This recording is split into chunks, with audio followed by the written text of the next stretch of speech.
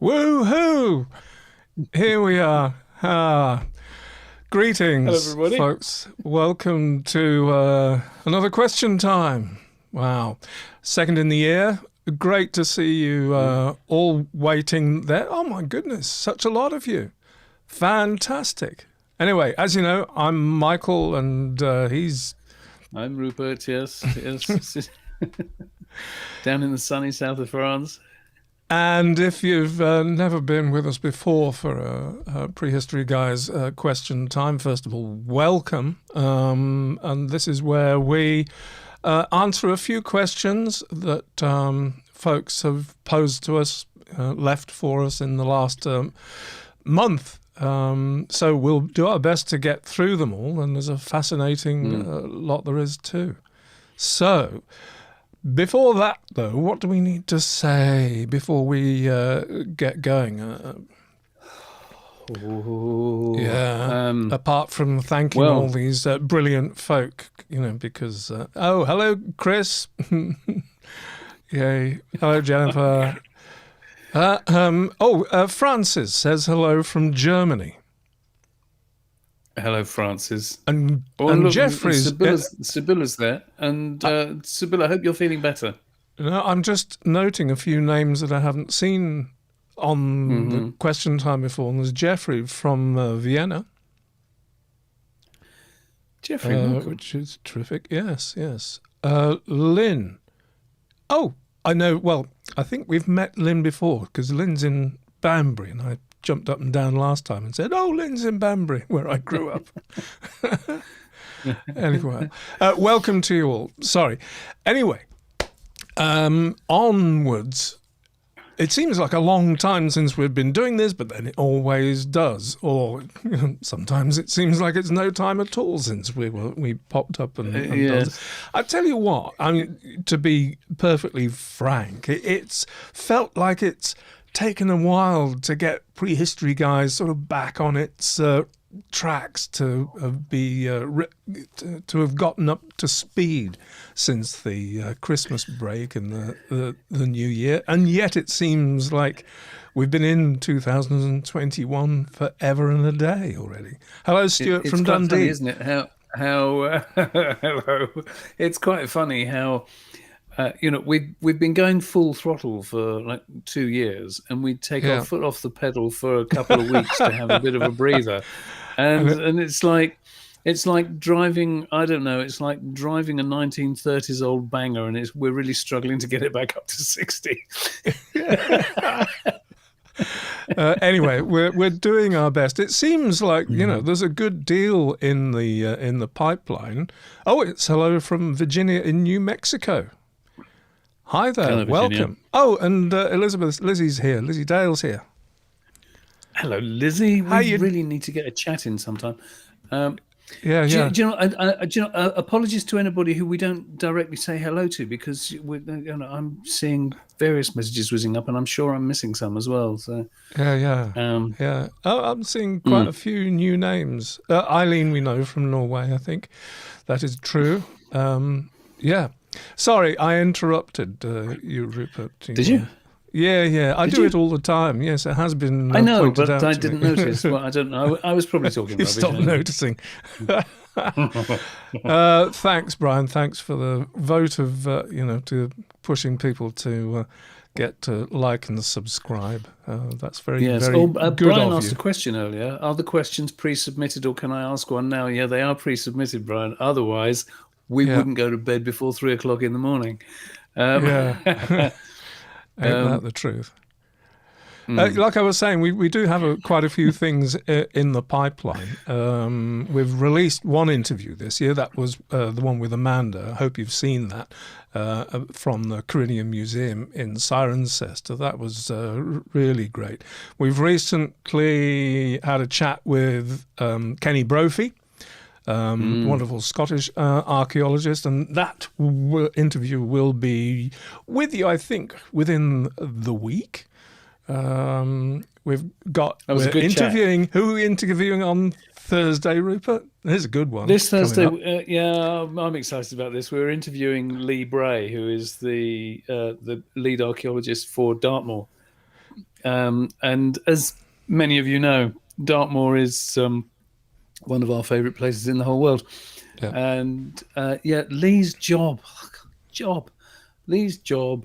is he just traipses the moors, checking on all the sites, making sure that everything's all right. No land slippage, no vandalism, no nothing, no. And obviously, he there is some research and what have you involved, but generally, he's a custodian out on the moor. Oh, yes. So we're talking to him on Thursday. Which will be Martin, aka Before Caledonia, says he's met Kenny. That doesn't surprise me, Martin. That doesn't surprise me at all. He's a good egg. Is Kenny?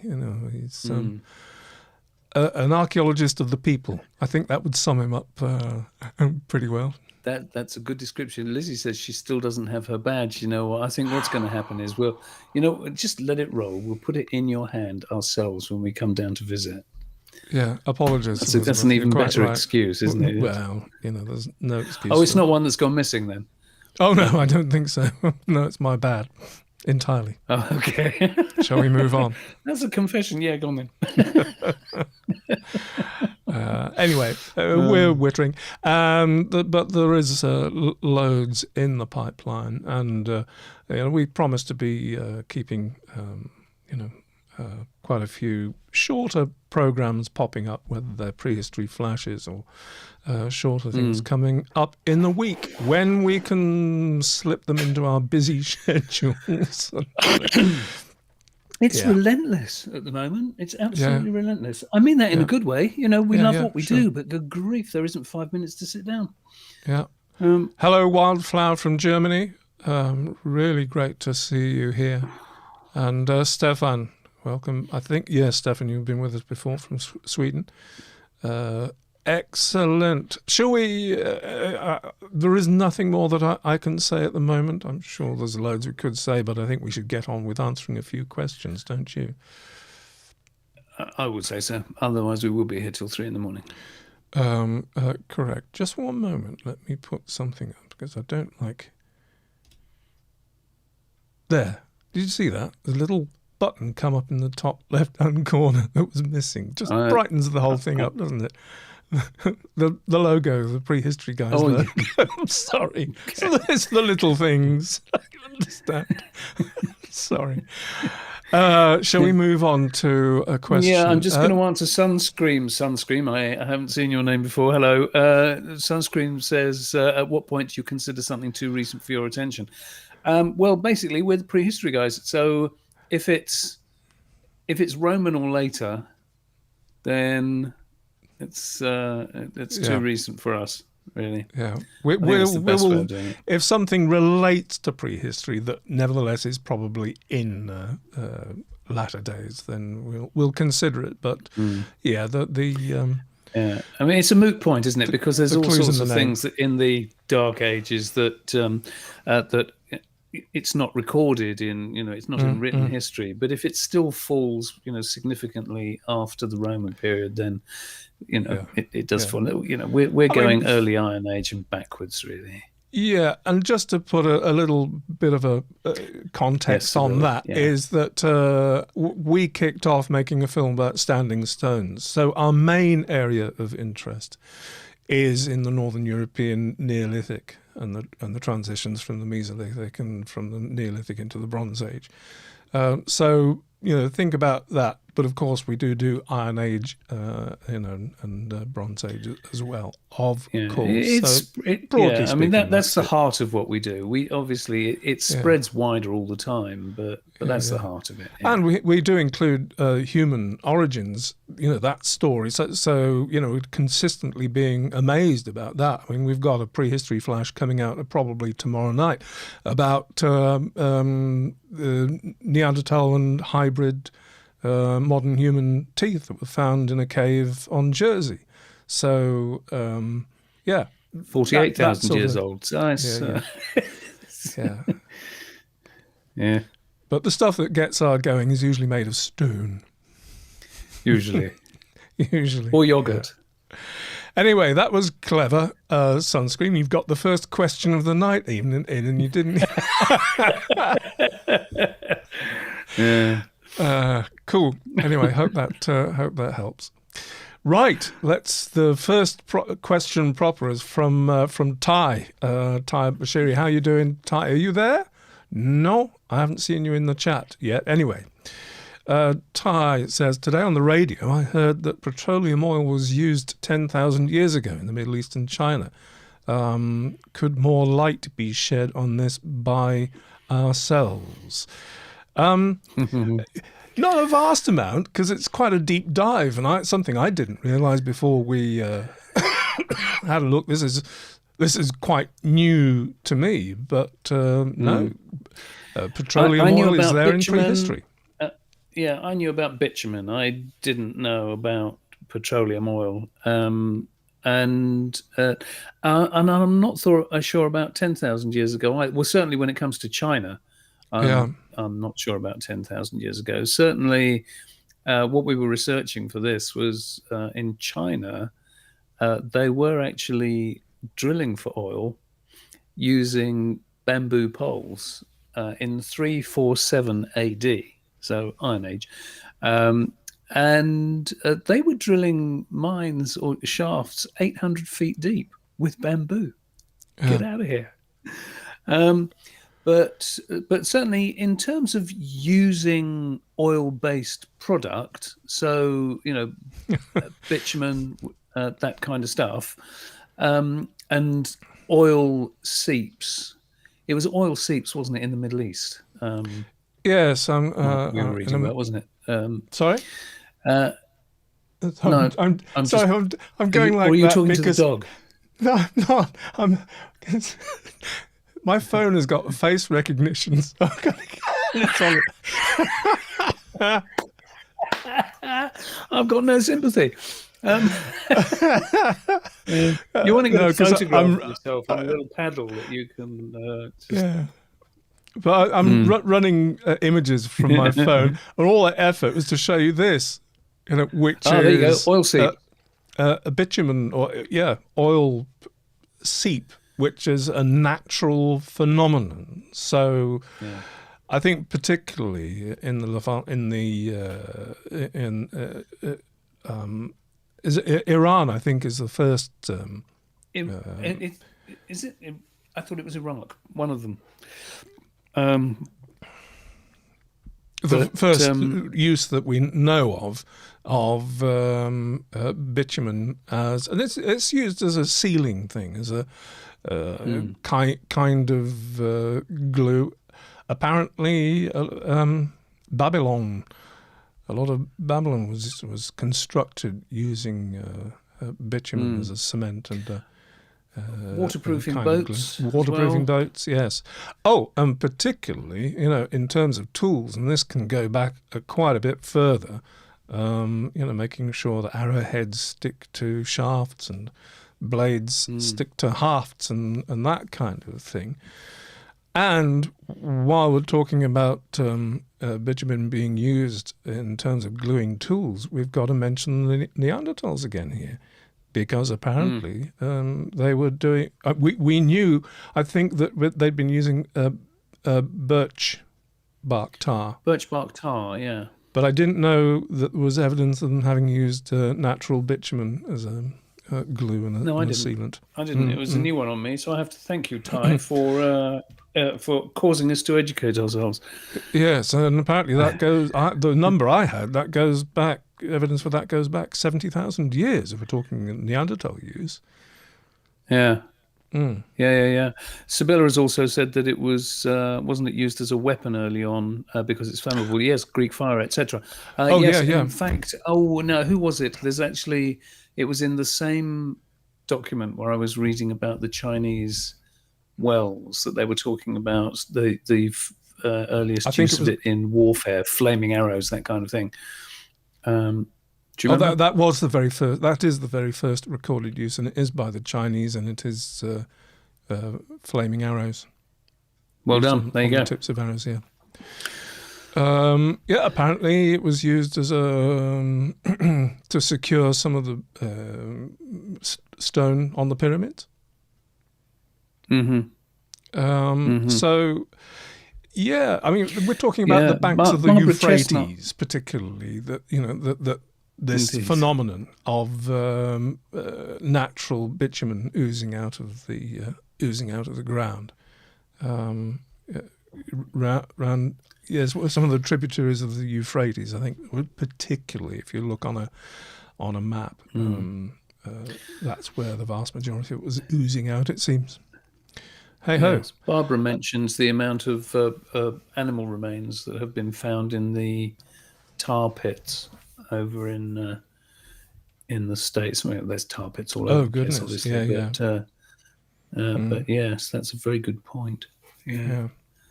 But I mean, Chinese were drilling for it and using bamboo pipes for distribution as well, heating and stuff like that. Something that really surprised me about the Chinese as well was that they were using bamboo pipes to bring gas into their homes. Yeah. So hey, we think we're smart. It's all right. They've been doing it a very, very, very long time. We're talking about AD here, but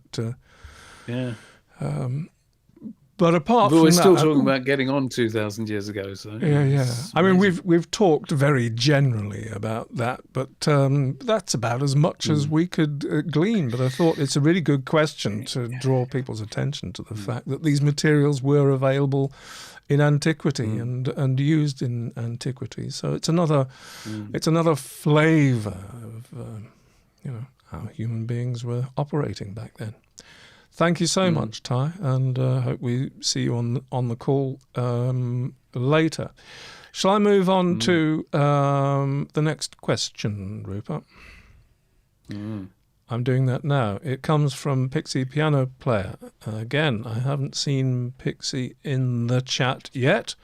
Let us know if you're there. But anyway, Pixie asks, what has been your experience with Pictish and Ogham writing carvings? And I have to stop there, really, because this is an example of it being outside our remit. Truly. I didn't realise until Pixie posed that question just how recent Pictish and Ogham writing is. It's post-Roman. Scotland, Ireland, but all over a bit, but in north of the border particularly.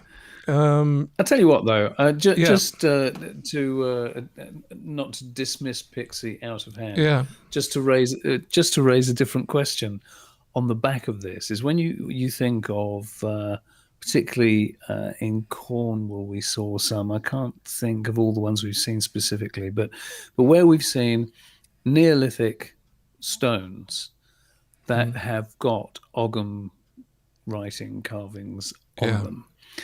And now, at what point does something become, or when is something graffiti and vandalism, and when is it historically interesting? Is it just that, vandalism per se is fine so long as it's old vandalism? Yeah. Because that's what a lot of the Ogham writings are. It's just people have written their Christian whatevers on ancient sites. Yeah. So, oh, well, better late than never, Buford. Good to see you. Hey. And Martin, I mean, probably Martin before Caledonia would have got more to say on the subject than we have. But really, we brought that up just to acknowledge. Yeah, and it is outside our remit, so we're not really going to do a deep dive on that. Except as you say, it's interesting to think about, in what idiom people were thinking when they used an pre-existing standing stone to carve Ogham on it. Yeah. Hey ho. Yeah. Let's move on to Jimmy's question. Jimmy Lawley.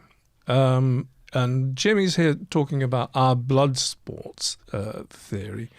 And not everybody may be familiar with our blood sports theory, but hey-ho, I'll dive in. Do you think it likely that the ceremonial aspect was less important function at big sites like Avebury and Thornborough, which seem built more for spectators? Or do you think it's all along Roman lines, where the games are the religious rites? A quick, compact thing about our blood sports theory, because obviously not everybody's going to be up to speed with that.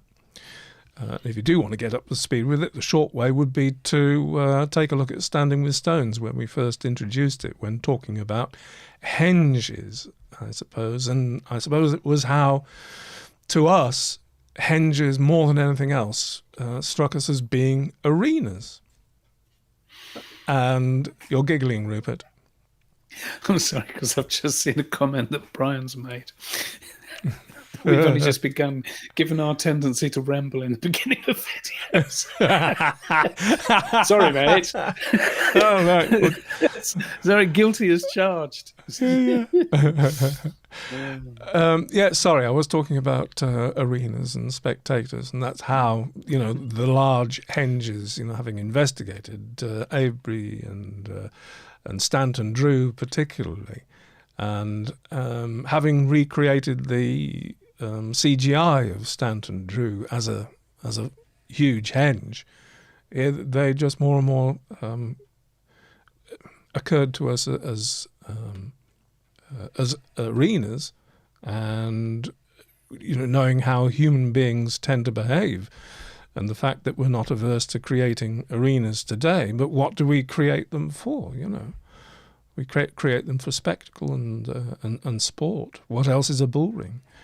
So that's what got us thinking down that line, that the possible use of Henges was, amongst other things, and this is the thing, the intention is to broaden out the thinking, and get out of the narrow band thinking of the religion thing and the ceremonial thing.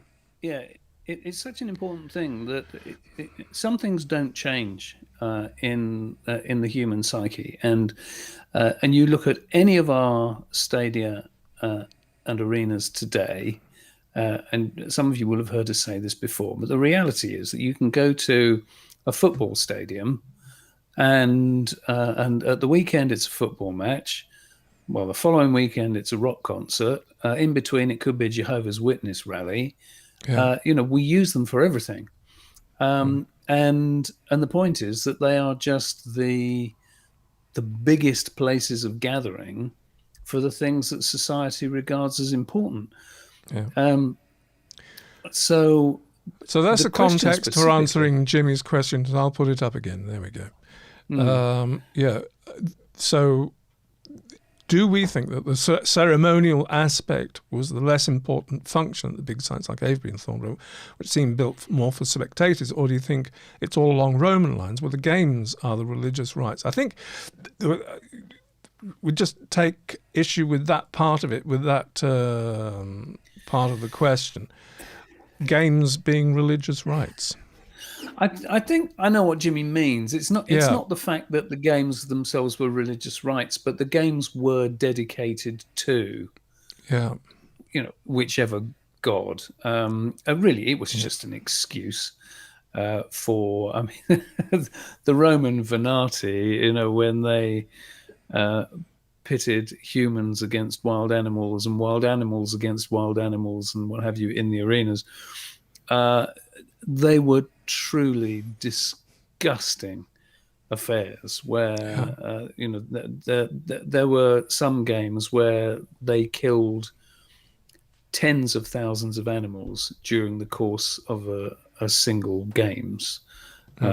It's breathtaking, absolutely breathtaking. And the thing is, and we made this point in Standing with Stone's book. In fact, we're expanding on it an awful lot more in the book that will come out eventually. But you think, think of Chinese whispers up and down the country. So you've got because we do it even today. You know, we have our celebrities, and I mean, personally, I can't stand things like boxing. I just find it unsavory that we still think it's great to punch people in the face. But you get the best boxers earn ridiculous millions for stepping in the ring and punching someone in the face. Now, you can imagine going back to the Neolithic and the Bronze Age that the best hunters and the best warriors would have been the absolute heroes of the day. And it would go up and down the country of, you know, just the gossip line of, have you heard about so-and-so, the hunter? He killed 17 boars all on his own the other week. And so it would become this competition because there's nothing humans like more than competition. You know, we know that the Olympic Games started way before they became the official games. You know, their roots in all sorts of small you know, regional competitions and things. And so it seems to me, or to us, perfectly natural that a lot of these places would have been for that display of skill. And so the timber posted, and not all of them, we're not saying this applies to all of anything, but certainly some of the timber posts, you know, it's like you can create an artificial forest, and you've got banks that you can have spectators all the way around who are watching this all going on. It's and we will get very convincing about this, but we won't be dogmatic, I hope. It's just that, you know, it is very much the lens for us to look at it through. My answer to Jimmy's question is that some of you know I went up to Thornborough Henges some months ago and did a little piece in one of the prehistory shows way back then. Seems so long ago. Yeah, and that triple arrangement of henges, huge henges, and you know the amount of activity going on around there.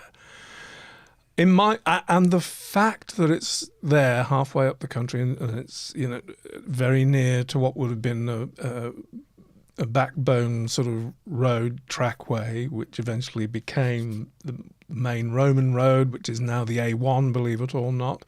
It's just in a prime location for having a centre for people to come together. And then not very many miles away from Thornborough Henges in Harrogate, you've got the Yorkshire Show Centre. Is it the Great Yorkshire Show? I can't remember what it's called, but yeah, it's huge. Huge thing, which in itself, you know, has got arenas.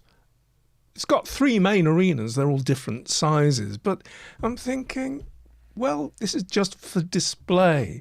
One moment you're showing off your aurochs, and next moment you're showing off your skills. All in the same arena. You know, they didn't have tractors back then, but like they would at an agricultural show. I don't know if anybody's been to an agricultural show in England, but everything goes on. Displays of horsemanship. Great Yorkshire Showground. Yeah, that's the one. You know, the selling of tractors and agricultural implements. It's just a great fair. And as we're talking about farmers, that would have been their business. You know, it includes everything. Trade, skills, you know, sheep shearing skills, sheep herding skills, all these things on display at an agricultural show. That's another interesting, teeny little aspect, is that you look at a boxing ring and it's square, but we still call it a ring. Yes. You know, there are some things that are just rooted in our culture, and yeah. Well, you sounded very profound there, so I think It was an accident. Make that very final. So I think probably thanks for the question, Jimmy. Yeah, Misty Dazzle. Hello, Misty Dazzle. Oh, actually, we were going to say more about. No, that's Matt's coming up. No, sorry, beg my pardon. Misty Dazzle. Speaking of Avebury. To the east of it is the Five-Field Down ancient settlement, along with Sharpening Stone as you walk towards Avebury. Do you have any enlightenments about this area and its connection to Avebury, the Longbow, West Kennet and Silbury Hill? Really good question, actually, Misty. And how long have you got? Kind of.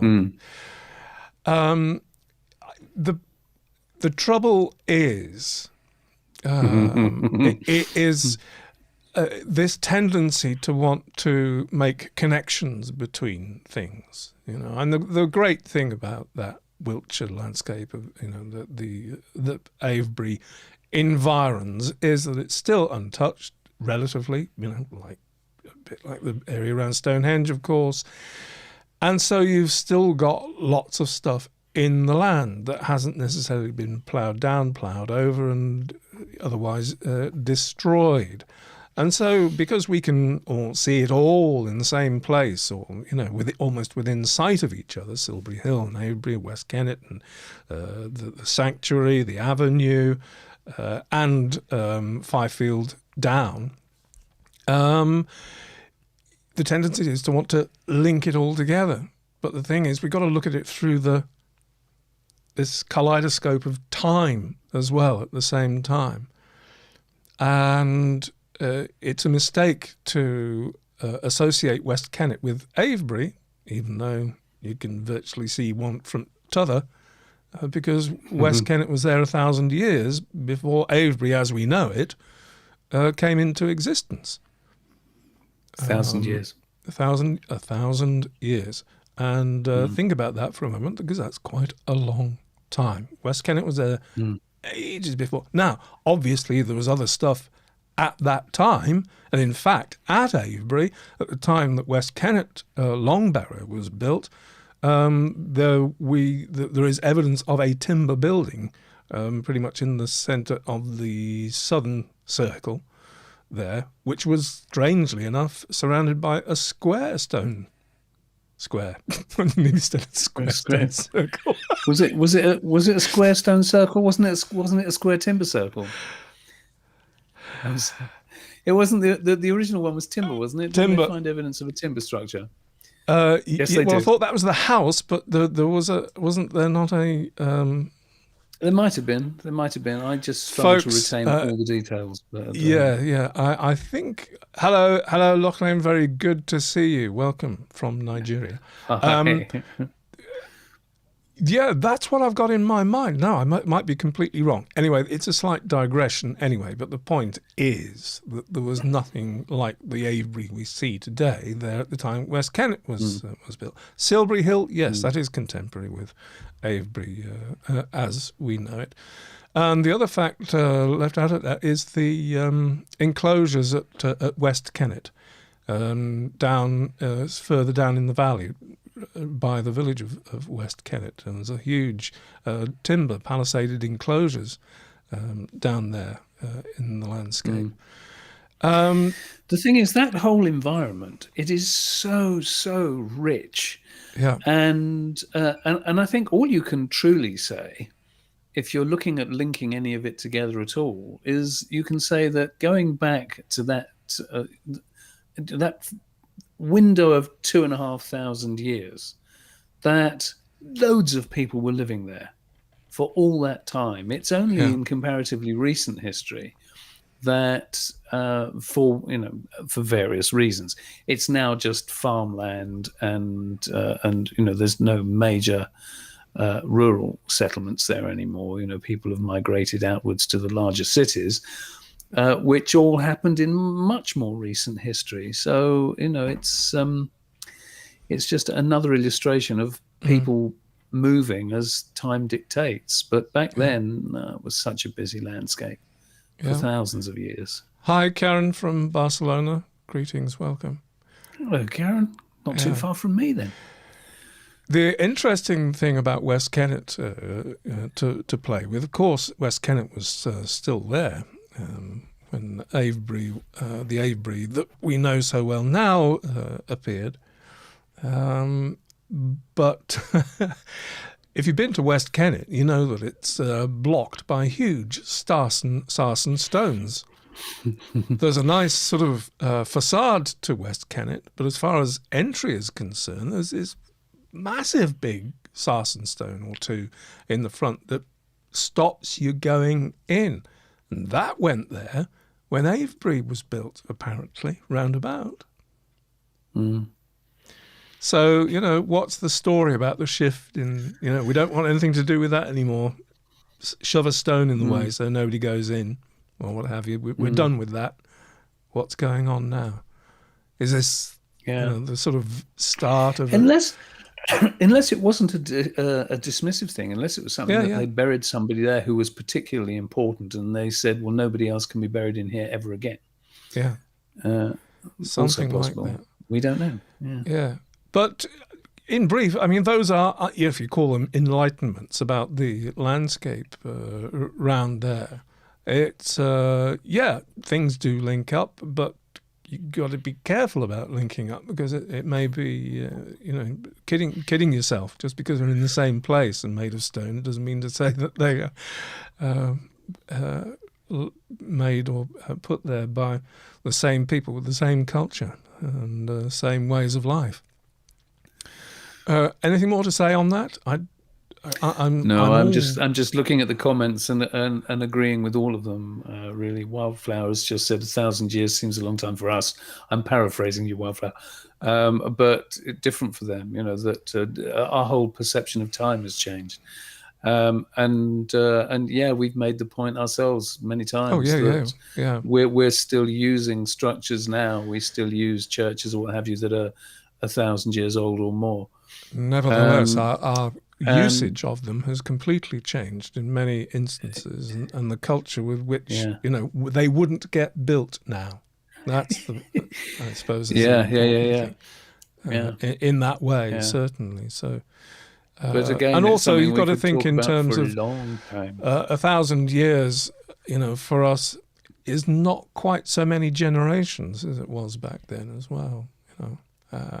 Go thinking. It's an area that fascinates me anyway. How quick when things change, do they change quickly or slowly? I think they change quickly, but you're right, Brian. Yes. Now, why is that? We've got two overlapping Prehistory Guys logos in the top corner. Is that because there's one associated with the question as well as us? Oh, I know why that is. And there it was gone. Thank you so much, Eagle Eyes. I prefer the little one. I'm not going to fadge about with it right now, but we'll see. I think, whatever. Can't get the staff. Dear. Let's move on to our first question from Mr. Simpkin, a.k.a. Lazzie McLandrover. I see you there lurking in the chat. Hello, mate. And how was it, Matt, that you managed to get two questions up? You snuck them in there. Anyway. You did sneak them in. Yeah. Oh, and here, fascinating. What do we guys know about the row of stones just across the northern edge of the Kingstone field by the Rollright stones? Just say a few words, overview of the Rollright stones, where it is. Okay, so the Rollright stones in Oxfordshire. So you've got a wonderful stone circle. And across the field from the stone circle is the remains of a portal dolmen, which is just 3-4 stones kind of fallen in on each other. And then there is now a road going through what would have been, the site as a whole. There is a road going through the middle of it, which is, we've made this point before, it's correct that the road goes through the middle of it. It's where the path has always been. People have walked through there for thousands of years. So it's right that the road is there. But you walk across the road now and you go into the field on the other side where there is the outlier, very big standing stone in this field. And Matt is asking about a row of stones which is further past the this outlying standing stone. You go up the mound and there's a row of stones on the top. Although I've got to be honest, until you asked this question, Matt, I had never perceived that as a row of stones.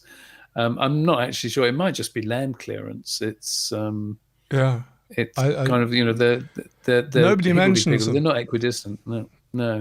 I'm just going to show what we're talking about here, and this is actually only 30 minutes drive from where I am. So you've got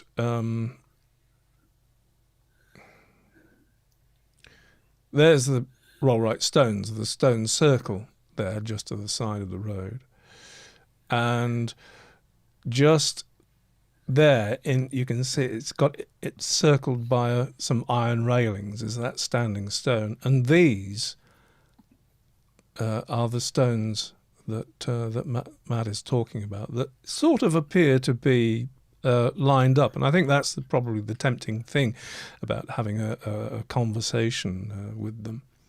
I've got another one here. Oh.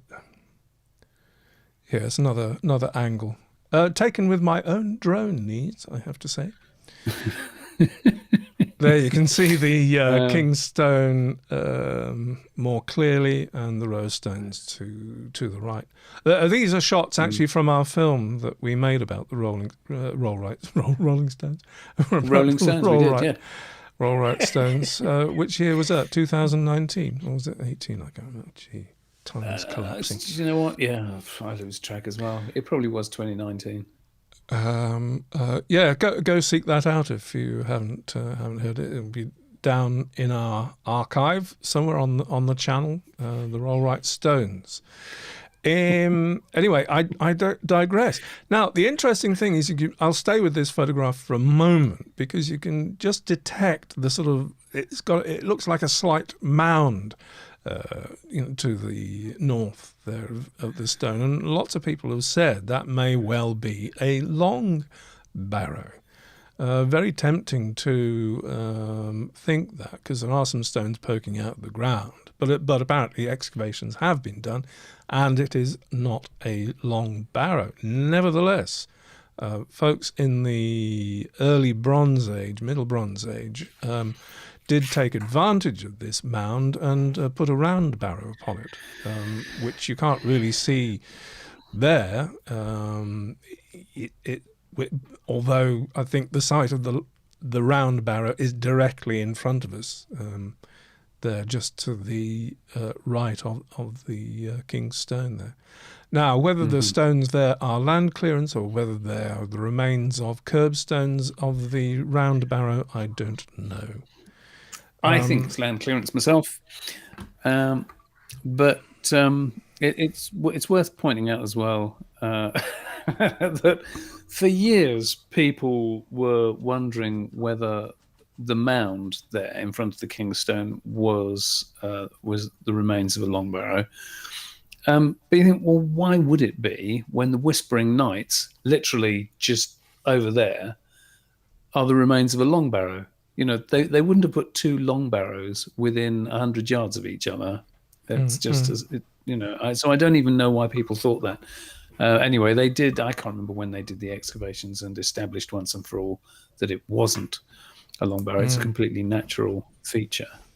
And big kudos to David there, who used to be custodian there at the Rollright Stones back in the day, as he says himself there. And of course, back in the day. Yes, it's local to us both. Yeah. It usually gets mentioned in the origins question, which we often get asked about what inspired you. And my mum and dad took me there when I was 8 years old, and the rest is history, as they say.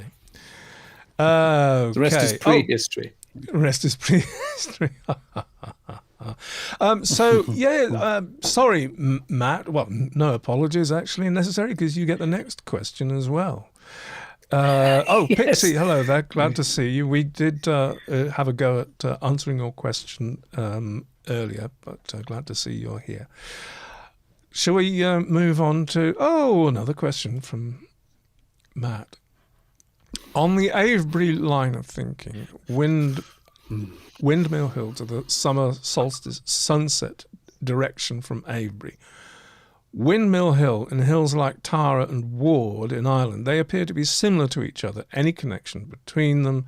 Do you think? Go.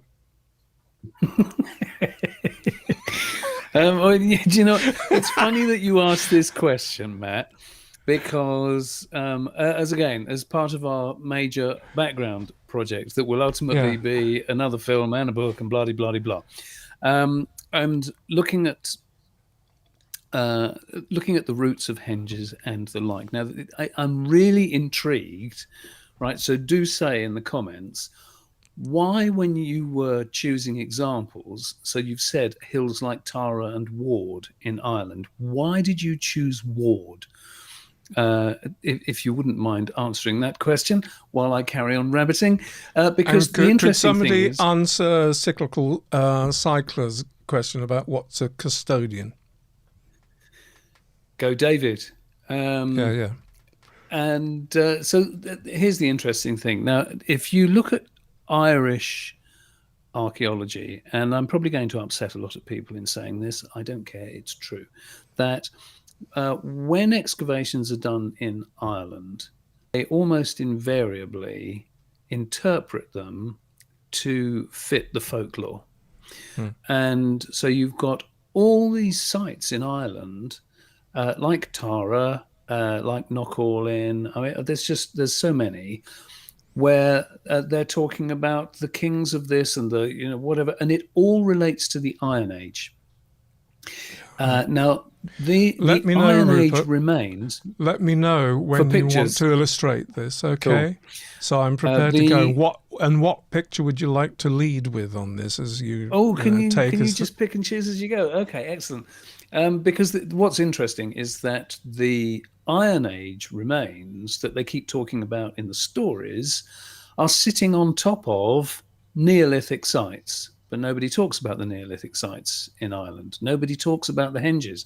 So in looking at this, it was purely by chance during the research. Can you say it's by chance when you're doing the research?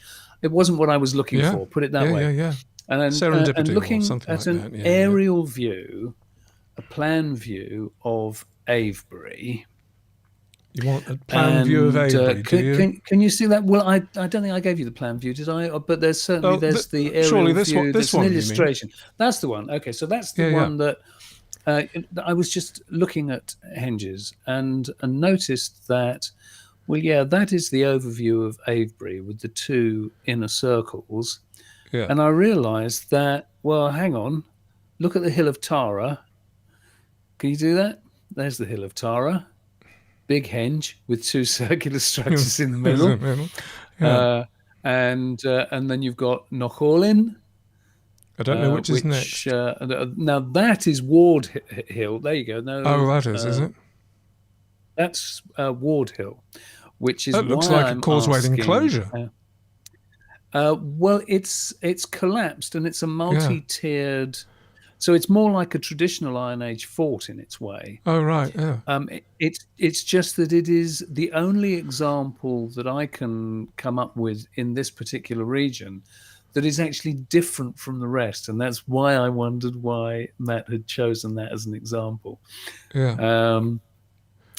But if you go back to, so that's another view of Tara, I believe. But again, henge with two circular features on it. And then there's another one. Okay, so that is an aerial shot, but they've marked the circular features so that you can see them more clearly from the crop markings. So again, a massive henge structure with two Which one circular is that, features. This is Knockallin. Okay, cool. And I can't remember. Oh, yes. Now, you see, here's another thing. That now, if you look at the LiDAR results from Dorset, there you go. Now, this is a barrow cemetery in Dorset. And look at these. Now, okay, they're nothing like the size of the henge, the big henges, but nevertheless, look, you've got a ditch and bank site with 2 circular features in 1, 2, 3, 4 of them there. So clearly, having a hengiform structure with 2 circular features is a thing. What's the thing? What's that about? And I don't know why nobody's picked up on this before, because I immediately emailed Tim Darvell. So yeah, that's an illustration of how Avebury did look back in the day. Which before they had drones. Before. But I sent an email with some of these photographs to Tim Darvell to say, Tim, are you aware of this? What can you tell me about this? And no, hadn't picked up on it before at all. And the reason they haven't picked up on it at all before is because, once again, in Ireland, they don't talk about these structures as henges. They talk about Iron Age forts, but they're not. They're Neolithic ditch and bank henges. Yeah. So that clearly, to answer your question more directly, yes, there is a massive connection between them. We just don't know what it is.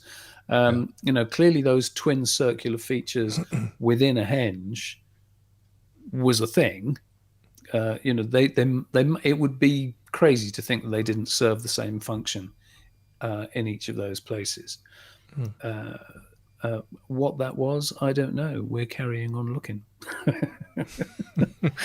So it's a good question from that point of view. It really is. And watch this space particularly, because there's nobody else doing the work that Rupert particularly is doing. And I'm sort of in the sidecar on this one, but well, yes and no. I mean, we couldn't do what we do if we weren't doing it as a team. It wouldn't happen, would it? But yeah, it's me that's doing the principal digging on this aspect. But it's. Barbara says Tara images look like mitosis in process. Yeah. That's fair. Yeah. That's fair. Yeah. Yes. But there are strong cultural reasons why in Ireland they're stuck in the Iron Age, and it's because they feed so strongly into the written heritage, into legend, and they all get twined together. It's very important. Well, the archaeology tells the same story as the legends. It's crazy how that happens. I mean, to illustrate the point, and I don't want to do him a disservice because I'm sure he's a fine archaeologist, but Paddy Gleeson at the University of Belfast, I'm pretty sure he is. They did. It was last year or the year before. I lose track. They did some new remote sensing on Knockallin. I'm pretty sure it was Knockallin. It might have been no, it wasn't. I think it was Knockallin. But anyway, one of the Irish mega henges. Navan. Well done, Navan Fort. It was Navan Fort. Yes, thank you.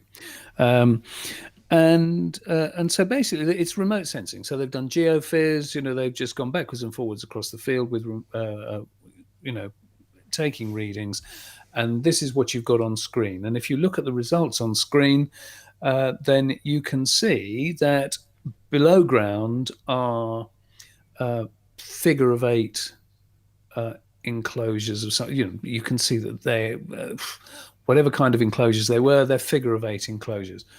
They haven't excavated them. They are just readouts on a screen. Now, Paddy Gleeson immediately stated that these were religious sites constructed as temples.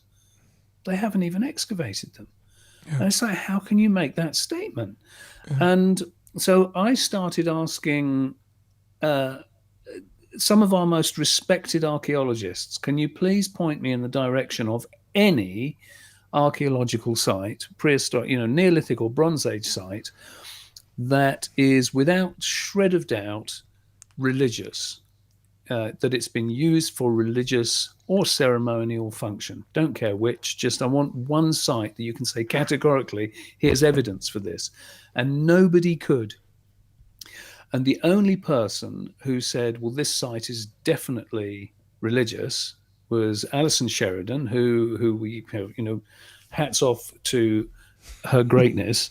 But Alison was still talking about, this is Iron Age. If you're talking about the stuff that is 100% certain religious or ceremonial, it's Iron Age. Now, we're talking about structures that were built 2,000 years before that, more than 2,000 years before that. So you can't say that they were the same function at all. And the thing is that it's the underlying structures, the big henges, they're the ones that correlate with the mega henges in England and mainland Britain. So no, there is no evidence, none, literally none, that says that they are religious in any way. Nothing. Not to say they're not, but show us the money. Yeah. I mean, we're not saying that they're not. We're just saying that you can't say that they are, because as soon as you say that they are, you stop looking. You stop all other considerations. And it's just silly. As I say, watch this space. We're uncovering. No, we're not doing that heavy work. There are other people. I'm thinking. I'll tell you what we are trying to do. What we are trying to do, and it's slow burn, but we're trying to see, can we privately get some geophys done, because we have our own ideas about what we might find in different places. But it's a question of A, whether we can afford to get somebody to do the geophys, B, whether it's even legal for us to go off and do it on our own. I'm sure if we just get permission from the landowners, it'll be fine. But anyway, that's what we want to do, because that would be fun. But how many people here, if I said Dorchester, they'd go, oh, huge Neolithic henge complex. You got three huge things and other things besides, all within a couple of miles of each other. Dorchester, Mount Pleasant, the ring timber circle that's now under Waitrose car park, and the Mornbury rings, which the Romans took over. What wasn't going on? Now we've started looking at the stuff at Dorchester. It becomes more of a complex that holds together than the whole of the Avebury complex. In many ways, it's different, but it's it's as huge, if not the outer ring. Anyway, we hope to do a special spot about Dorchester very soon. So hopefully, we will be doing that. I'm just going to say, Sibylla, later. More likely Vince's brother, if we can get him to play ball. Yes, that's right. He's Chris, but I don't know. The other thing is, we know enough archaeologists who are lecturers, and it's possible that we might actually be able to persuade them to send their students out with geophys gear as part of their, research work to do what we want them to do. We'll see. Early doors. We'll see what happens. And Lizzie says she's done some geophys with a volunteer group on Bodmin Moor. I must talk to you more about that. Very good. It's getting people who've got the gear. We can't afford to buy the gear.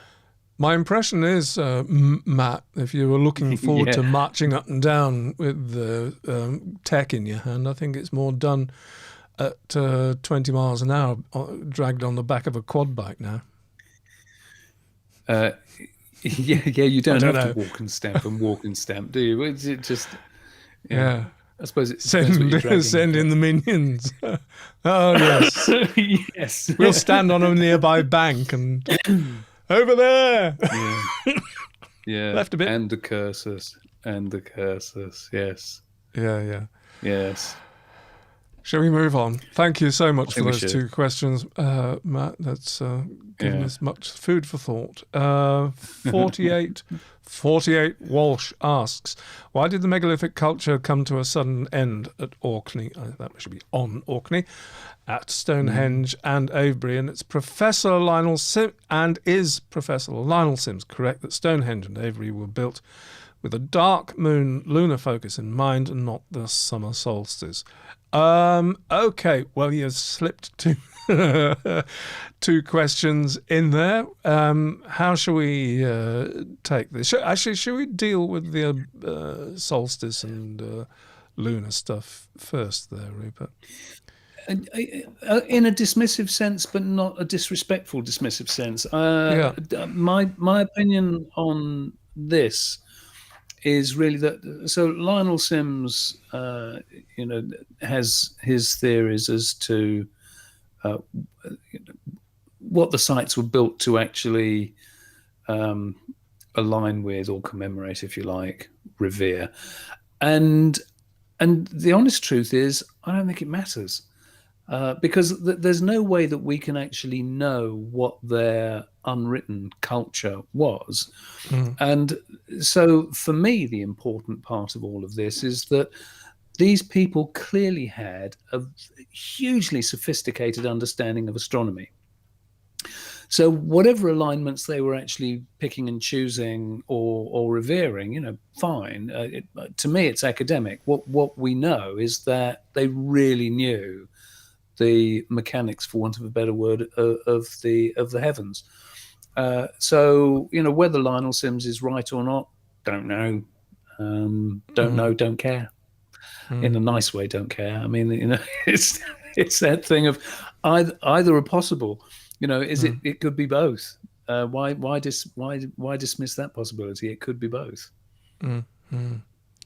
Yes, I think of the same mind. It would be fascinating to know for sure, what they were doing with it. And this stuff about the station stones at Stonehenge being to do with the eclipses of the moon and the timings of those. There's a lot of people done a lot of work, but then there's always somebody that comes along and says, no, I don't think that's quite right. And so people that haven't done the numbers themselves, how are you to choose between who's right and who's wrong? It's such a particular bent to be able to go to these angles and numbers and all the rest of it and extract, and there is such a thing as cognitive bias, isn't there? When you're looking, even if it's just numbers, and especially with it all boils down to statistics. A lot of the time, it's so easy to see what you want to see. It's a statistical. What's the word? Pareidolia. Well, that's seeing faces in the fire. But if you mean seeing patterns, statistical pareidolia. Yeah. Chris has said, "What is a dark moon lunar focus?" And my understanding of a dark moon lunar focus is that it's more to do with lunar eclipses than solar whatevers. And maybe. Why did the megalithic culture come to a sudden end on Orkney? Well, did it? That's the thing. What is the evidence for a sudden end? Obviously, it did end, and obviously it was a change. The culture changed. You're probably referring to the extraordinary evidence at the Ness of Brodgar for a huge decommissioning of the Ness of Brodgar site with some kind of massive feast and the mass slaughter of a vast herd of cattle. The evidence is there. Interpretations on a postcard, please. In terms of the termination of that particular place. As far as megalithic culture ending on Orkney, not really. There's too much stone. You don't stop using it. It just lends itself to big stone building. Whatever time period you're in, Orkney does. So what would the evidence for a sudden end look like, apart from what we see at Orkney, on Orkney? And given the propensity, though, for the sudden decommissioning of places, and it is seen way back through prehistory, whether it's timber houses, whether it's a Ness of Brodka, whether it's a cursus, or there is evidence, or a henge and stuff. There is evidence that at some point they've decided enough is enough and burnt the stuff down, and marked the changeover in some way. They're very respectful of boundaries, the changeover from one stage to the next. The Cairns Broch diggers on, when they stopped using that broch, they decommissioned it with offerings that were left in on top of the stones and between places. Weird stuff. I won't go into that now, but they were very respectful of boundaries and the moment at which things changed. So there is evidence for what seems like sudden change. But as far as the whole, if you're talking about the whole Neolithic Bronze Age boundary, and the Beaker people coming in to Wiltshire, etc., I would say that was, had the megalithic culture worn itself out, i.e. the way people were living had worn itself out, that it was no longer sustainable. Maybe climate change, people don't like change. And people will run their way of life into the ground rather than change sometimes, even in the face of disaster. So it wouldn't surprise me if the previously existing Neolithic farmer folk, living this insular life in Britain, as it were, and not changing, and something did change or had been changing, and so the whole thing petered out. And of course, new people from the continent took advantage of that, and so you get a gradual influx of new folk, new genes, and Beaker pottery. I've run out of my take on that kind of boundary thinking. I hope if you get to see these 48 Welsh, I haven't seen you in the chat. That kind of answers your question. In my I think it does. The only thing I would add, if it's adding anything at all, is that, again, looking backwards from a historical point of view, we see an end to things that is nothing, that in reality is nothing like as abrupt as we perceive it to be. That this sudden end that you understandably mentioned, but that could have been 200 years. Or certainly more than one generation. Yeah. So, so you can see how a cultural shift might lead you from one way of life into another. But it's not like somebody, bang, cut the thing and, okay, we're not doing that anymore. I think certain elements of, the thing for henging places or the idea of an arena or something like that can happen very quickly. And I'd be interested to see the chronological evidence, the dating evidence that could knock this out of the park. But I suspect once somebody's done something, it spreads pretty quickly, and it works, and it's a good idea. Boom, within 50 years, the whole thing's everybody's got a henge. I think it would be a mistake to to I agree. stretch that out over time. I think we were both so shocked when we read the excavation report of the Devil's Quoits in Oxfordshire, which is this massive circle henge. And they'd done all the calculations on, the depth of the ditch and, probable height of the bank and blah, blah, blah, blah. And so they did all the numbers on, well, if you had this many people and this many people and this many people, how long would it take you to actually make this henge? And, our perceptions of time, because of the amount of effort that we put into anything, we think it's backbreaking to go and do a bit of gardening. It was just normal for these people.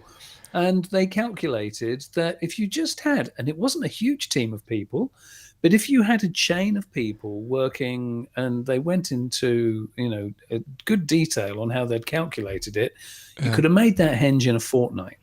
Yeah. And suddenly the world is a different color. So the point is that if they could have done it in a fortnight, then you can say, all right, let's give them 6 months. That means that all the henges around Britain could have been done an awful lot more easily than we've ever envisaged. Yeah. And as Mike said, Chinese whispers up the country, and suddenly everybody's got a henge. If it's a thing that works, and people are prepared to put the effort in to get that benefit back, whatever it may be, of getting together, or having a good time, or watching a game of poke the auroch. I'm sorry. Don't know where that came from, but there we go. Yeah, that's the one. I'm sorry. I like that. We should bring that out as a board game, actually, poke the auroch. Shall we move on? Oh, dear. Thank you, though. 48, don't know what to call you. All right. We'll call you 48, it's cool. Anybody we should answer in the chat there? Oh, everybody's playing nicely. Yeah. Anyway, pick. There's another two-parter. How accurate was the Victorians' restorations of some stone circles? And B, what lies at the bottom of the sea in Doggerland, eyrie, circles, or other stone features? Or did these features come after the drowning of Doggerland? Should we take that last part first? Let's do that last part first, because you answered your own question. Yeah. No stone circles, stone features in Doggerland at all. Well predates megalithic building in northern Europe. Indeed. Yes. Victorian restorations. Your first one. Do you know, the only example I could think of is the Merry Maidens stone circle in Cornwall. I can't tell you, this is so unexciting, but but the stones, some of the stones had collapsed, had fallen over the years, and so I don't even remember the dates, to be honest. I should have looked it up, didn't have time, sorry. But they stood the stones back up because you could see where they'd come out of the ground, so they stood them back up. And then much, much later, I'm pretty sure early 20th century,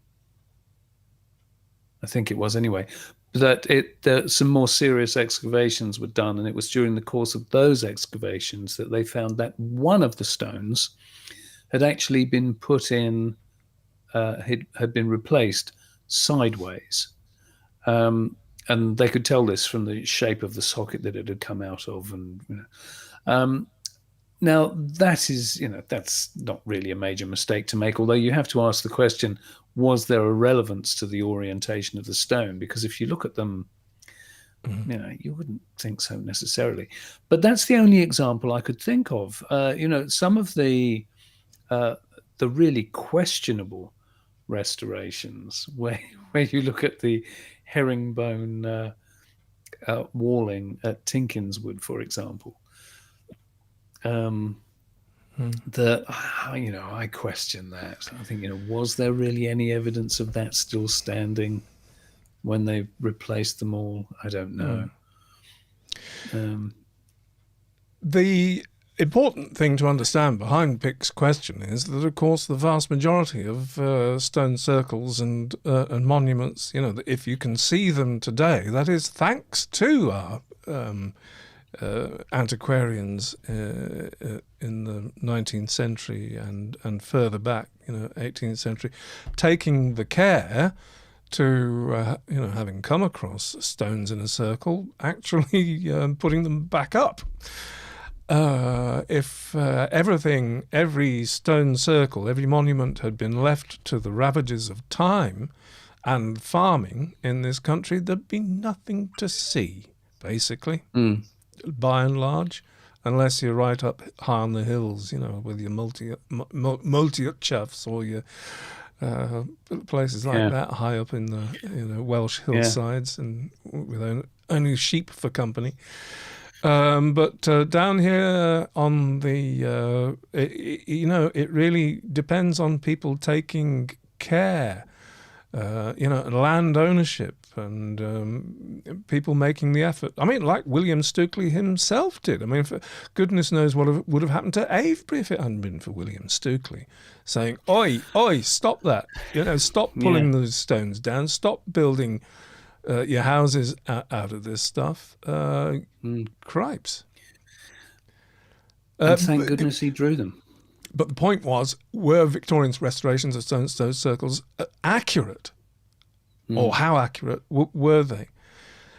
I can only assume if you're bothering to restore somewhere, whatever age you come from, you take care that you find the stones that are round about, and if you can, locate the appropriate socket hole for them.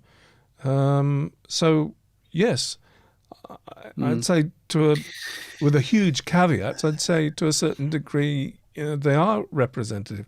I tell you what, there's a huge. I'm going to read this thing, Rupert, and it's from the guy that runs the I've forgotten all about that. What is it called? Mysterious Dartmoor? No, it's Legendary Dartmoor website. It'll come up if you do it. Legendary Dartmoor. I've forgotten his name. Okay. But we were looking at round pound while you're reading it, for a podcast we did for our Patreon folk about round pound on Dartmoor, and there's one of the first paragraphs he comes up with talking about this. He says, in 1876, the Dartmoor-based antiquarian G.W. Ormerod drew up plans of some prehistoric hut circles and a field system that lie a couple of miles to the west of Chagford. We're talking in the vicinity of round pound. This normally was the kiss of death for any prehistoric site, because at the time it normally was followed by a visit from the Dartmoor Exploration Committee. So I'd love to know what his source for this is. These were a dedicated group of antiquarians whose techniques of archaeological investigation were brutal, to say the least. Today, any such site is difficult to interpret thanks to their excavation methods and penchant for restoring in inverted commas, things. In the case of the Kestor settlement, that's a round pound settlement, this was not the case, as for some unknown reason it was never explored by the Dartmoor Committee. Yeah. It's an interesting thing. You go to Dartmoor and it's Tim Sandals, by the way. Tim Sandals. Thank you, Tim Sandals, for your site. We refer to it often, and maybe we'll get to talk to you in person one day. That if you do go to Dartmoor, there's a kind of similarity, one circle to another, which I'm sure comes as an extant property of the original monuments, but there's something kind of neat and tidy and Victorian a bit about them. I'm sure each age will not only create but get the megalithic monuments that it deserves in that respect. Chris has just made a comment though. He said that the concrete marker stones at Avebury annoy him. And I agree with you. I so agree with you. I think that I would rather that it was just a post like they put at Woodhenge. they're so incongruous. They're so wrong. And for those of you that don't know, the knobs sticking out the ground. Avebury, so many of the stones were ripped down. I mean, some of them were taken for use elsewhere. Some of them were pulled down by religious folks who thought that the site was an abomination anyway. And so where they've established that stones have been removed, they've replaced them with these concrete markers that they actually look more like a memorial stone from a graveyard, to be honest. They're just wrong. Just wrong. Yeah. But there you go. I agree with you, Chris. Yeah. Anyway, all that said, Pig, I hope that I think I've scraped the bottom of the barrel as far as what I've got to say about Victorian restorations, etc. You do yourself down, sir. I I don't think I have much to add. I mean, I think if you're going to talk about careful restorations, even though they might be out of place sometimes, that so long as you're looking at a collapse, so a stone circle, do you know what? I think that's comparatively easy. You can see where there was a hole in the ground, you can put a stone back in it. It's the reconstructions of long barrows, for example, that I think are way more meticulous and that they have to be reasonably accurate because it's the only way to make sense of what's collapsed. Well, that's a really good point, and I think that actually really helps sort of frame an answer to the question, because if they were putting that much care into making sure that long barrows, were restored to that nth degree, then I mean, basically the same genre, of folk doing that. I would tend to say that they took care anyway, as far as they could. Interestingly, of course, there'd been nothing left of the Rollright stones, really, had it not been for them being restored, and put back together. Have to say, though, if you remember the King's Stone there, which lies a few yards on the other side of the road outside the Rollright Stone, the circle. You can see in this photograph it looks a bit sort of wibbly wobbly, and that's because that has not been restored. That's been chipped away at over the years. There's a great sort of curved out portion at the bottom of the King's Stone where people have over the years chipped away a bit of stone for good luck. Yeah, taking away pieces of stone. That's why the iron fencing is round it. Yeah, that's why. And the amazing thing is, how do we know that that's the case and that stone wasn't always that way? It has been illustrated through history, and if you look at the stone as it was, have you got it there? Oh, fantastic! Well done. I might have in a moment. I know it might. No, it's not actually. It's in George's. It is. Book. Just want to keep talking. I'll talk. You ferret. Because it's been illustrated so many times through history, and people have drawn the King's Stone, that you can actually see how over time people were just chipping away these pieces. The thing that I find extraordinary is that they kept on taking pieces from the same side of the stone, and it's almost as if it's like naughty school children, that it's like, well, they've already taken something from here, if we take another piece from here no one will notice. I can't find it. It's a good job. That's a shame. It's I haven't got a copy. The page is missing out of the book, and I think I took it out to scan it to put it in the film. It was already the book had already fallen to pieces, and the pages aren't loose. That's true. It had. And I think, I'll have a look at. Did we look for it? We did put an illustration of that in the film. In the film, yeah. Yes. Yeah. So if you look for our little film on the Rollright stones, you will see precisely what we're talking about. Yeah. Okay, I think we're done here. Thank you so much, Pip, for the question. Yeah, really good talking point. Thank you for it. Jay, the Doors of Perception. Are you there, Jay? Are you there? I haven't seen you. What is your favourite use of Stonehenge in art, film or literature? And for that matter, what's the worst portrayal?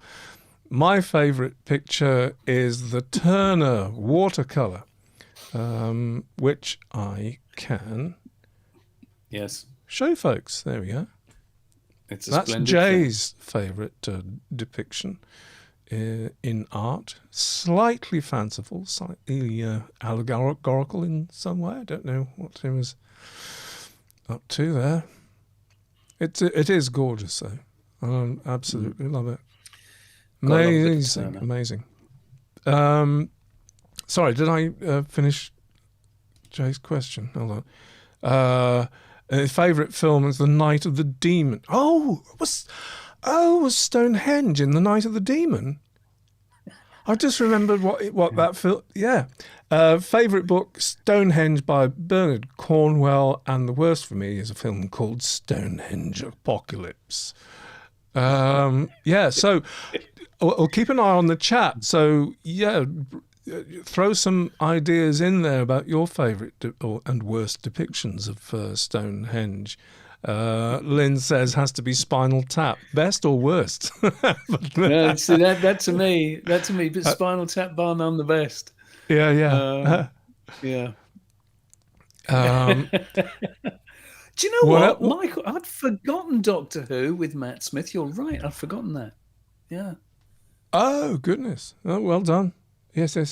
Anything else, Rupert, while I just set this up? Well, if we're talking about our favourite use of Stonehenge in film, then for me, apart from Spinal Tap, it is What's the Meaning of Stonehenge?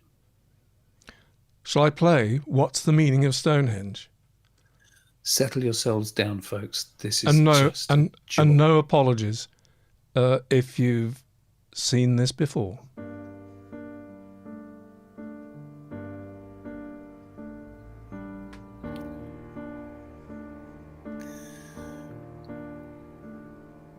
My life is so successful. I got everything a man could ever need. Got $1,000 haircut, and I even have a talk show on TV.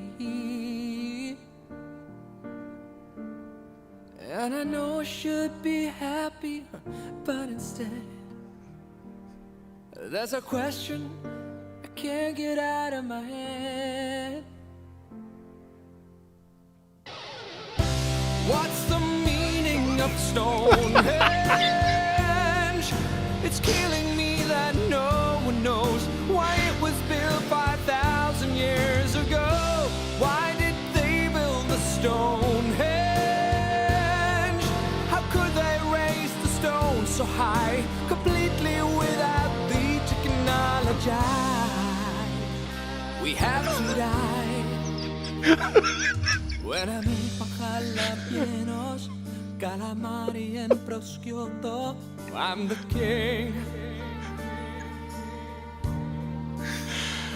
My wife applauds me in the kitchen when I tell her all I bought is from the local store. And when the kids have gone to bed, we're all alone. I hope nobody's easily offended. Then she plays with my balls. All I think of is Stonehenge. I think about it when I dream. The biggest heads that I have ever seen. What's the purpose of Stonehenge? A giant granite birthday cake, or a prison far too easy to escape.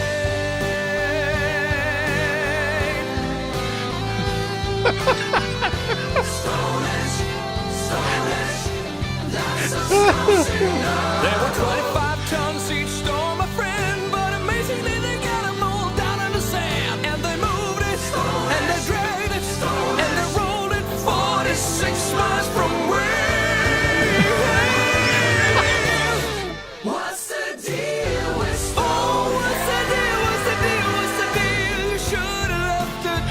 hiding here when you made this fucking labyrinth of stone?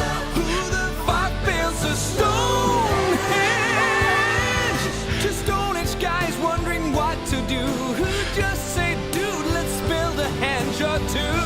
I would give anything to know about the Stonehenge. Yeah, I would give all I had to give. Would you give them your car? Are you kidding me? Of course I would have given the car.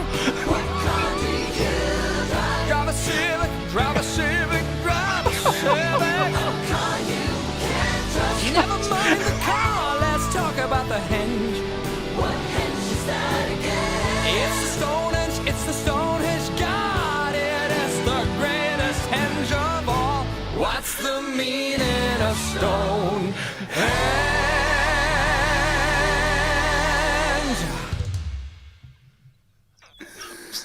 I make no apology for thinking that's the best thing that's ever been done about Stonehenge.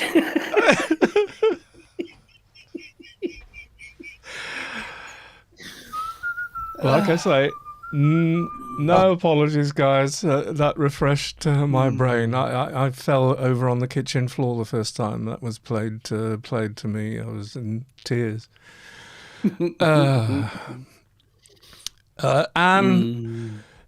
No, that is not meant to be serious. I hope anybody. I really, truly hope nobody was taking that seriously. The guy, in that takes the pee out of many things through the gift of song in that way. Anyway, have we fully answered that? We haven't given our own personal. Well, there is one thing. There is one thing that springs to my mind. This is quite serious, and there's an extraordinary author called John Cooper Powys, who was writing in the 1930s, and they're really good reads. On Weymouth Sands is one book. I can't think of anything else, but they're good, thick reads, dense reads, and an extraordinary writer. And he wrote a book called A Glastonbury Romance. And early on in the book, he's walking to Glastonbury from London, and he gets picked up. It's towards dusk, and he's on the A303. He's walking the A303, and somebody picks him up in the car, and there's no traffic. There's just, it's in the dark, and there's nobody around, and they stop at Stonehenge. And I was thinking about it, but we're running short of time. I was thinking of reading a piece, but there's a glorious, personal, sort of poetic reaction discussion about Stonehenge in the twilight with nobody else about, as you could do in the late 20s and 30s. And the idea of whatever the car was, arriving in this little Black Morris, tiny little car, and walking up to the henge and in this twilight with the stars coming out, and it's quite a moving bit. And I only remembered it thanks to Jay's question, but I can recommend I can highly recommend the book. It's ages since I read it, but there you go. Yeah. We've got a few suggestions coming in. The only other thing I would say is you could just flash. I'm not going to say anything about it at all, really, other than, but the picture I sent you this afternoon, the sepia picture. Oh, sure, photograph. Yes. I think this was taken in about the 1930s, and this is actually one of my primary school teachers on a visit to Stonehenge. Yeah, you may wonder why I have that photograph, but that just tickled me when I found that. I was actually looking for reference to her, and the only pictorial reference I could find of her at all was this one of her at Stonehenge with a man who I don't believe she was ever married. Apparently that's Mr. Lark. She was having a lark. She's Mrs. Douglas. So I don't She's know. Mrs. Douglas. No, I don't know. Anyway, no, let's not go there. Sorry for being so we don't need to go facetious there. I just thought that was teacher. There you go. 1930s-ish with my primary school teacher. There you go. Yeah. I presume in that picture that she's considerably younger than when she was teaching you. God, yes. I thank you very much for noticing that.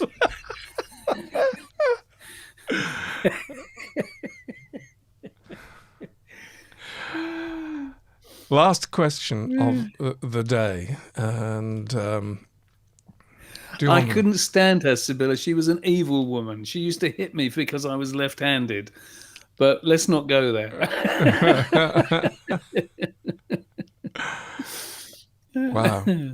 Diorman asks, I came across statements that the area where the famous ship burial of Sutton Hoo was occupied several thousands of years before that burial, but I find little in the way of specific sites. It always seems to circle back to discussion of post-Neolithic Anglo-Saxon finds and history. Can you shed some light on the evidence of earlier Neolithic population? Sutton Hoo being in the news a heck of a lot at the moment because of the release of the film The Dig with Carey Mulligan and Ralph Fiennes. What? No, it's all right. Sibylla, sorry. She's just teasing me. Which I have seen, and I absolutely loved the film. I thought it was a great film. I liked it too. The Dig. I liked it too. Yeah. Not entirely archaeologically accurate, but I don't think that's nor indeed very much about archaeology at all, if we're going to be honest. But but it was not about the detail of archaeology, but about the philosophy of archaeology. Absolutely fantastic, and the importance of archaeology in our lives and all the rest of it, and heritage and life, death, the universe, everything, the brevity of life and the importance of heritage and archaeology, spot on. Enough said about the film. That's my review, by the way. Well done. Let's answer Dorman's question. Yes, Dorman. Well, do you know what? You'll be interested to know. We'll show some bits here, but look up the Sutton Hoo Society. They were a society founded... do you know what? I actually don't know how many years ago. Probably the 1980s. Tell me when you want to share the image of their newsletter. Yeah, do. We dug up this newsletter from 1993. Okay, so that's just the front cover of it. We've actually got some enlargements of those pictures, but the point is that this is about excavations of the older stuff in the vicinity, because Sutton Hoo itself, this whole area of land, I don't actually know how big it is in terms of acreage, but it's been inhabited for thousands of years. So what you're looking at, can you zoom in, Michael, or have you got the blow-ups? I will keep that. I will bring them in a moment, but I'll keep the PDF there. And I can't blow this up any further than it is, I'm afraid, unless I can do it on the screen here. Let's see if this has an effect. Oh. How about that? Anyway, the caption of that picture that you're looking at there is excavated stretch of Neolithic / early Bronze Age land boundaries. Not that you're going to, at this scale, get a lot from, but I'm just... I sent you blow-ups. I sent you blow-ups of each of them. I'm just keeping it there so I can read the captions, because the captions aren't on the blow-ups. The captions off? Really? That's what Oh no, well... I stand corrected. You're probably quite right. Hold on a second. There we go.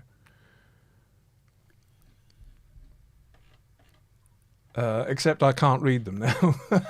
That's the only thing. Oh, okay. Except to say... the top one is, the top left is they're excavating beaker pits. That was in the spring of 1992. They were doing that. The left, you can see that's beaker pottery. Yeah. Well done. Yeah, and over to that's Katie Lister. I wonder what Katie Lister's doing now. Excavating a pit containing near complete Neolithic pottery. in 1992. How amazing is that? Yeah. Yeah. What else And have then we got? Oh, there's that's the other. That's the picture I was showing you earlier. Yeah, so that's Neolithic and early Bronze Age land boundaries that they're excavating there. This is, I love this one actually. You can see that row of holes there. So that's they've called that a fence, which is quite interesting. That oh yeah. So that's a Bronze Age fence that they're excavating there, and there's a beaker roundhouse. It says to its right. So. So you can see, it probably doesn't give you the amount of detail that you were asking for, but it does illustrate that there has been activity there for thousands of years. The problem with that side of the country, it's that you're talking about Suffolk here, Norfolk, Suffolk side of the country, and there's no stone, so there's no megalithic sites. Over that way at all. Anything big would have been timber, and it's long gone. So it's a lot harder to actually find them all. Rupert, have you got a link to that PDF of the newsletter of the Sutton Hoo Society? I think that's what is being requested by... One moment. Brian Griffin.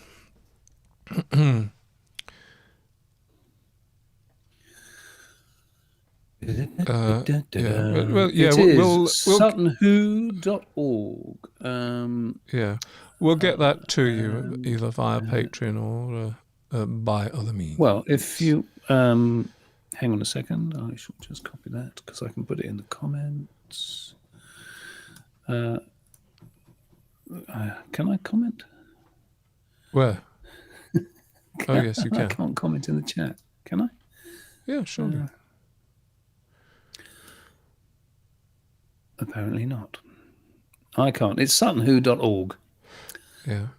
There's a few questions about Patreon going on, and I can't quite keep up, so I can't answer them right now. Anyway, that kind of half answers the question, doesn't it? That obviously that there was stuff there, and we're going to have to...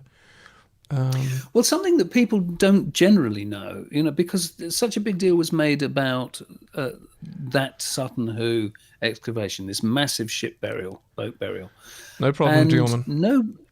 Nobody talks about the fact that some of the other mounds were excavated later. Yeah. And they found some stonking stuff. Nothing as impressive as the big Sutton Hoo boat burial, but I think they found. In fact, they did. They found one other boat burial in one of the other mounds. It was a smaller boat, but nevertheless another boat burial. Which you think of the undertaking of burying a boat. Really, it's got to have been important people, but. Yeah, Rich, good question. But yes, they don't talk about the other burials. They should do. There's been so much amazing archaeology come out of that side of the country.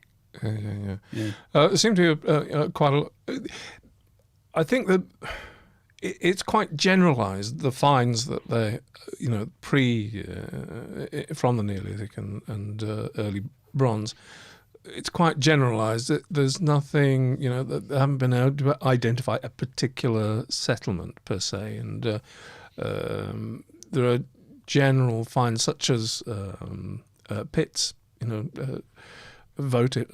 may be votive pits, that kind of thing scattered about, but then you'd expect to find those, But again, if you're talking specifically about around Sutton Hoo. Because you don't have to go that far south, go down into Cambridgeshire, for example, and around about. You've got Must Farm, which is, you could say it's one of the most important sites in Britain ever found. This entire settlement found with Food still in pots. Is that pots. Cambridgeshire?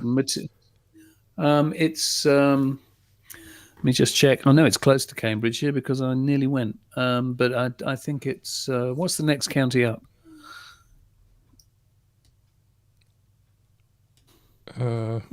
Is this a general knowledge quiz? Yes, this is where we show our ignorance. It is. It's in Cambridgeshire. Yes. Yeah. It's near Peterborough. Okay.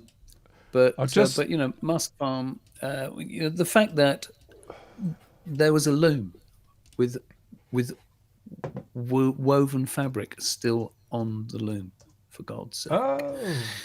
Oh. So yeah, I mean, they called it the British Pompeii, and to be honest, justifiable, because we're so used to burials that to actually find the signs of this is how people lived. And the thing is, it burnt down and collapsed into the swampy ground, which is why it was completely preserved. You've got everything preserved as it was, the day that people were living there. There's dog crap still in it. I mean, it's. I'm just going to switch over to screen share because I want to show, because not everybody's familiar with the finds of Sutton Hoo, and I've got a great picture of the helmet here, which is the most famous artifact to come out of that. So just bear with me. It'll go back to Saxons first, and hopefully that will bring it up. Yes.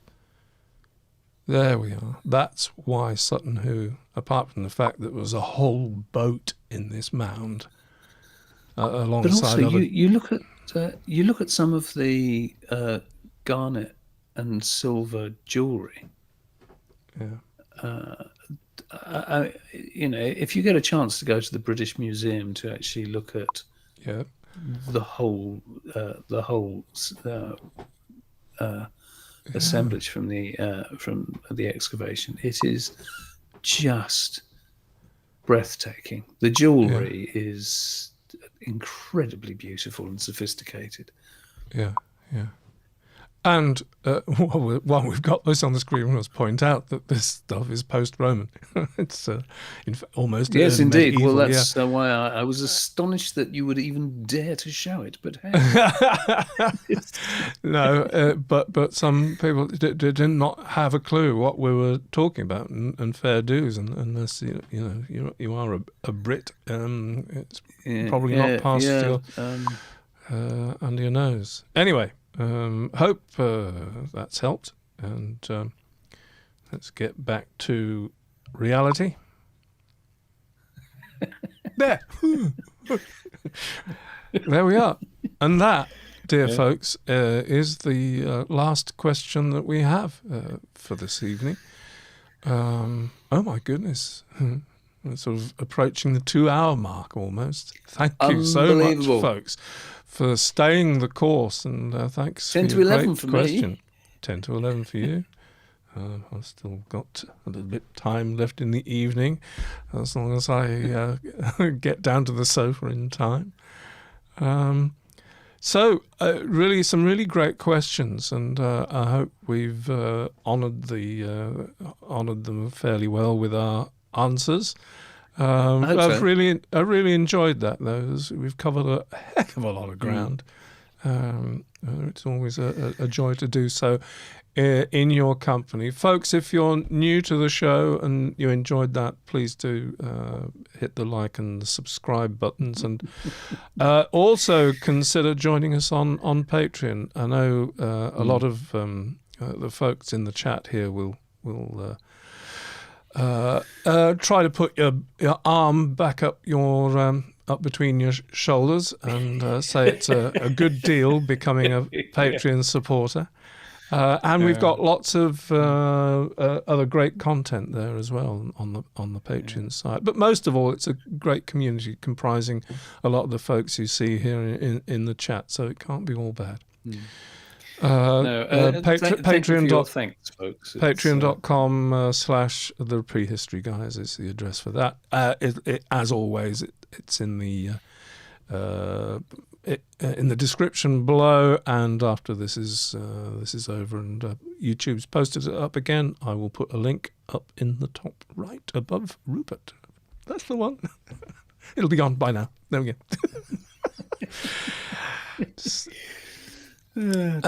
That's it till the next time. Second Tuesday in the month is the night for question time. We'll be putting the next in the next few days. There'll be the next call for questions up. So if you do want to ask one next month, then give it a couple of days and then have a look on the community. All right, cool. All the best, folks. With that, dear chaps, we will say good night and see you next time. Cheers. Take care. Bye.